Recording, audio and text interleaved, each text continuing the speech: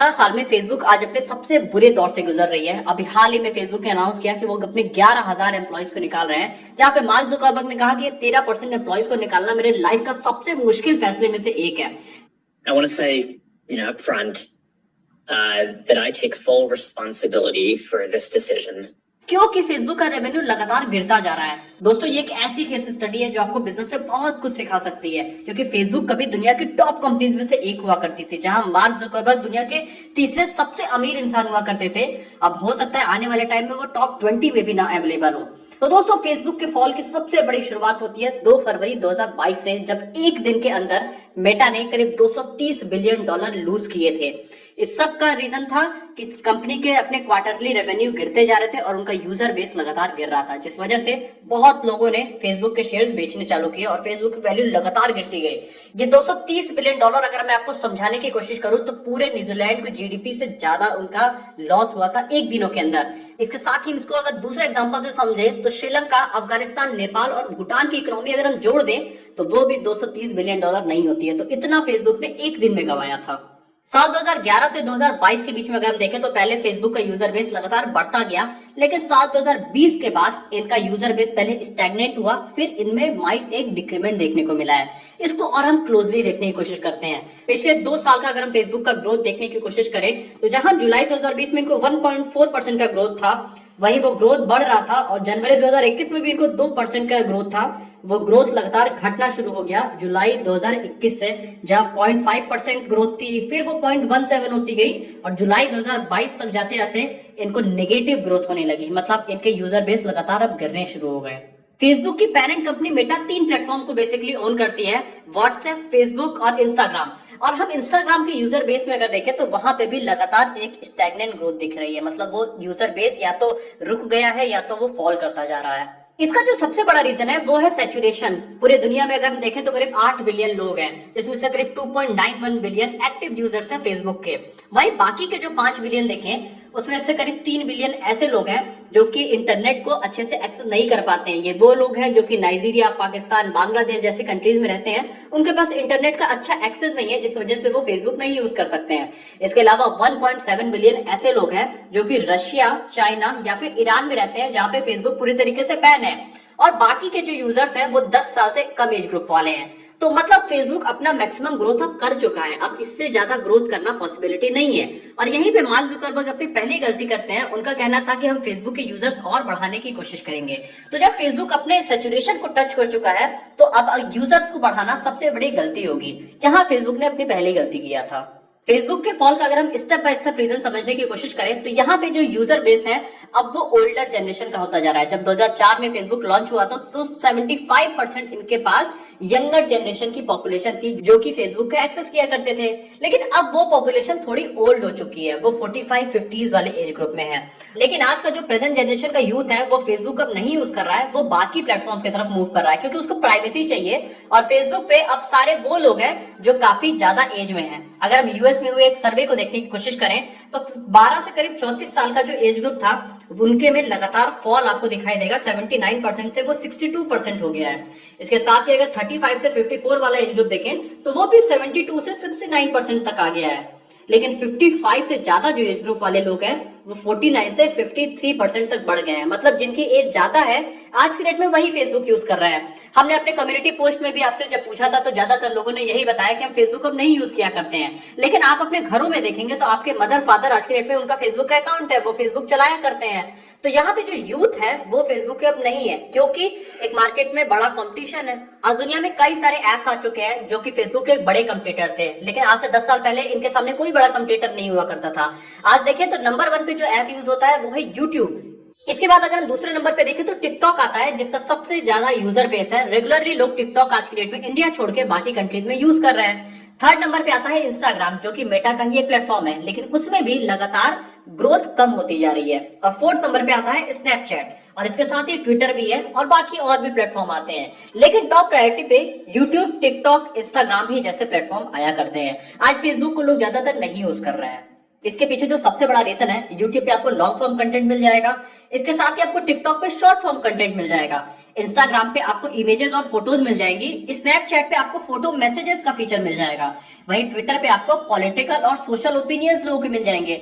लेकिन यहाँ पे फेसबुक का क्या एज है, फेसबुक की अपनी क्या यूएसपी है? आज के डेट में अगर आप देखेंगे तो फेसबुक कोई ऐसी यूनिक चीज प्रोवाइड ही नहीं कर रही है जो कि उनको एक अलग बनाती है मार्केट में, इसलिए फेसबुक को लोग क्यों यूज करेंगे? और इसीलिए उन्होंने मार्केट में मेटावर्स इंट्रोड्यूस किया था कि वो जो इनके ग्रोथ काफी स्लो हो गई है वो बढ़ सके अगर वो मेटावर्स नाम का एक नया फीचर मार्केट में लेके आते हैं। फेसबुक में कुछ यूनिकनेस लाने के लिए मार्क जुकरबर्ग ने अक्टूबर 2021 में मेटावर्स मार्केट में लॉन्च किया था। मेटावर्स एक वर्चुअल वर्ल्ड है जहां पे लोग पार्टी कर सकते हैं, हैंग आउट कर सकते हैं, मीटिंग कर सकते हैं, अपने कॉन्फ्रेंसेस कर सकते हैं। इसका मतलब है कि आप अपने घर बैठे ही आप पूरी दुनिया की हर एक चीजें देख सकते हैं। ये एक बड़ा ही यूनिक चीज मेटावर्स में लॉन्च करने की कोशिश कर रहे थे मार्क जुकरबर्ग, और इसी के लिए इन्होंने हॉरिजन वर्ल्ड और हॉरिजन वर्करूम्स नाम के दो चीजें मार्केट में लॉन्च किया था। अगस्त 2022 में हॉरिजन वर्ल्ड को स्पेन और फ्रांस के मार्केट में जब लॉन्च किया गया तो मार्केट में उसका बहुत ही नेगेटिव फीडबैक आया, लोगों ने इसको बिल्कुल भी नहीं पसंद किया, क्योंकि जो अभी की वर्चुअल रियलिटी प्लेटफॉर्म्स है वो काफी ज्यादा आगे थी इनके मेटावर्स के प्लेटफॉर्म से। आज की डेट में अगर हम देखें तो वर्चुअल रियलिटी के प्लेटफॉर्म काफी आगे निकल चुके हैं, और मार्क जुकरबर्ग ने जो $10 बिलियन लगा के ये प्लेटफॉर्म बनाया था वो उतना वैल्यू लोगों को प्रोवाइड नहीं कर रहा था, इसलिए काफी ज्यादा मीम्स इसके खिलाफ चले थे। फ्रांस और स्पेन में लॉन्च करने के पहले इन्होंने कनाडा और यूएस के मार्केट में पहले मेटावर्स को लॉन्च किया था, लेकिन वहां पे भी लोगों ने काफी नेगेटिव फीडबैक दिया था, लेकिन उस पर इस कंपनी ने कुछ काम ही नहीं किया और इन्होंने री लॉन्च मार्केट में करना शुरू कर दिया और मार्केट में बड़ा हाइप क्रिएट करने की कोशिश की। इनका टारगेट था कि इस साल के अंत तक करीब 5 लाख यूजर्स को मेटावर्स से जोड़ दें, जो कि पॉसिबल नहीं हो पाया। बाद में कंपनी ने 2,80,000 यूजर्स को जोड़ने का टारगेट बनाया, जो कि वो भी नहीं कंप्लीट हो पाया। आज इनके 2 लाख से भी कम मेटावर्स पे इनके यूजर्स हैं। मेटावर्स पे सीएनबीसी ने एक सर्वे भी किया, उन्होंने कई सारे सीईओ से पूछा कि आपकी क्या सोच है मेटावर्स के बारे में। तो यहाँ पे उन लोगों ने कहा कि ये एक मार्केट का या तो हाइप है, या तो कुछ लोगों ने कहा कि ये एक ऑकवर्ड टीनेजर्स के लिए एक प्लेटफॉर्म है, या फिर किसी ने कहा कि ये फेसबुक को एक रीब्रांड करने की एक स्ट्रेटेजी है, जो कि आप भी बहुत इजीली आज के डेट में समझ सकते हैं जिस वजह से फेसबुक फेल हो रहा है। फेसबुक की अगर हम अगली गलती देखने की कोशिश करें तो जहां 2004 में फेसबुक दुनिया का सबसे बड़ा इनोवेशन कर रहा था, उसने फेसबुक नाम का एक ऐसा प्लेटफॉर्म बनाया था जो दुनिया के लोगों को जोड़ रहा था। वही फेसबुक आज की डेट में दूसरे प्लेटफॉर्म को कॉपी करने की कोशिश कर रहा है। जहां आप देखें कि टिकटॉक एक बहुत ही शॉर्ट स्ट्रीमिंग प्लेटफॉर्म है, 1 मिनट से कम की वीडियो होती है, जिसको लोग काफी ज्यादा आज की डेट में दुनिया में पसंद कर रहे हैं। दुनिया में टिकटॉक की ग्रोथ ईयरली करीब 142% है, वही फेसबुक की ग्रोथ इतना ज्यादा कम है कि वो सिर्फ 37% है, जिस वजह से मार्क जुकरबर्ग ने अब इन प्लेटफॉर्म को कॉपी करने की कोशिश किया, और इसीलिए साल 2020 में उन्होंने लैसो नाम का एक प्लेटफॉर्म लॉन्च किया जो कि टिकटॉक की एग्जैक्ट कॉपी थी, जो कि मार्केट में नहीं चला और बाद में इनको ये ऐप बंद करना पड़ा। इसके बाद इन्होंने ये भी रियलाइज किया इंस्टाग्राम, जो कि एक फोटो का प्लेटफॉर्म था इनका, जहाँ पे लोग ट्रैवल फूड के फोटोज डाला करते थे, स्टोरीज का सेक्शन था जो कि एक इसकी अलग ऑडियंस थी, वहां से उन्होंने देखा कि बहुत सारी ऑडियंस टिकटॉक पे शिफ्ट हो रही है, तो इस वजह से उन्होंने इंस्टाग्राम पे रील्स का फीचर ऐड कर दिया। अब आज डेट में आप इंस्टाग्राम पे देखिए तो जो इंस्टाग्राम का रियल वैल्यू हुआ करती थी वो बिल्कुल बदल गई है। आज के डेट में आपको वहां पे ज्यादातर डांस के वीडियोस दिखाई देंगे जो कि टिकटॉक पे बेसिकली हुआ करते हैं। तो पूरी तरीके से इंस्टाग्राम को इन्होंने शिफ्ट कर दिया, जो कि इनके जो रियल यूजर्स थे उनको पसंद नहीं आया। कई बार बहुत सारे यूजर्स ने इनको फीडबैक भी दिया, कई बड़े सेलिब्रिटीज ने इनको फीडबैक दिया कि आप इंस्टाग्राम को टिकटॉक बनाने की कोशिश मत करिए, क्योंकि वहां पे एक रियल ऑडियंस थी जो कि फोटोज को काफी पसंद करती थी। तो इस पूरे प्लेटफॉर्म को इन्होंने शिफ्ट कर दिया शॉर्ट वीडियो प्लेटफॉर्म में। वहीं दूसरा हम इनका कॉपी का स्ट्रक्चर देखा तो इन्होंने अपने व्हाट्सएप में भी जो डिसअपियरिंग फीचर था, इसके साथ ही स्टेटस का फीचर था, ये सब स्नैपचैट की पूरी तरीके से कॉपी थी। तो जहां 2004 में फेसबुक इनोवेशन कर रही थी, वहीं 2020-22 में फेसबुक अब पूरी तरीके से कॉपी करने की कोशिश कर रही थी, जिसका रिजल्ट इनको बिल्कुल भी नहीं मिला और ये मार्केट में एकदम निगेटिव होते गए। लेकिन मेटा और फेसबुक के फॉल के पीछे जो सबसे बड़ा रीजन अगर हम समझने की कोशिश करें तो वो है कोई इनका रेवेन्यू मॉडल नहीं है कस्टमर के लिए। जैसे कि ये जो प्लेटफॉर्म होते हैं ये एक इकोसिस्टम क्रिएट करते हैं। हम YouTube को समझने की कोशिश करते हैं। YouTube में क्या होता है कि बीच में एक YouTube का प्लेटफॉर्म है, एक साइड हमारे जैसे क्रिएटर्स हैं और एक साइड कंपनीज ऐड चलाया करती हैं। जो भी आप वीडियोस देखते हैं बीच में उस पर ऐड आया करता है, उसमें 50% इनकम YouTube रख लेता है, 50% इनकम वो क्रिएटर्स को दे दिया करता है। तो यहाँ पे YouTube ने एक इकोसिस्टम बनाया जहाँ पे ऐड चलाने वाली कंपनियों का भी काम चल रहा है, YouTube का भी काम चल रहा है, क्रिएटर्स का भी काम चल रहा है और उन एड्स को देख के प्रोडक्ट को कंज्यूम करने वाले कस्टमर्स का भी काम चल रहा है। तो ये एक कंप्लीट इकोसिस्टम हो गया और इस टाइप का इकोसिस्टम ना आपको फेसबुक पे दिखाई देगा ना आपको इंस्टाग्राम पे दिखाई देगा।